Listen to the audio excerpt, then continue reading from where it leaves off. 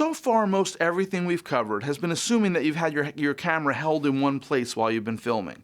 But of course, one of the greatest powers you have as a cinematographer is the ability to move your camera. And moving the camera expands your movie-making vocabulary exponentially. All of the things we've talked about all still apply, but things get a lot more complicated and more fun once you get to begin moving. Now you have to take into consideration not just the composition of one frame, but the composition at the beginning of the shot and the composition at the end of the shot and the dynamic composition throughout the movement of the shot. Focus gets much harder to manage, depth of field can be affected, and then remember that your subject can move too. One important way to think about camera movement is that when you move the camera, the audience's experience is if you grabbed their head and moved it around for them.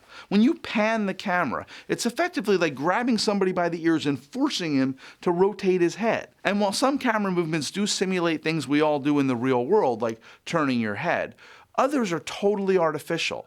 So for example, when you zoom in on an object, you're doing something with the camera that we simply can't do with our naked eye. That means that the effect is going to feel somewhat unnatural to your audience. Being aware of what natural organic movements are and what are unnatural or unusual movements can help you decide what sort of movements are best for the scene you're shooting or planning to shoot, since you should always plan your camera movements before you get to the set. Now, like it or not, moving the camera, even something simple like a pan or a tilt, is going to take a lot longer to film than a locked-off camera shot will. I know it seems unlikely, but trust me, every element you add to the setup means more rehearsal, more opportunity for something to go wrong, and the more likelihood that you'll have to do at least a few more takes than you would of a locked-off shot. The good news is that the more you do it, the better you'll get. So don't shy away from camera movement, just make sure that you've accounted for them in your schedule.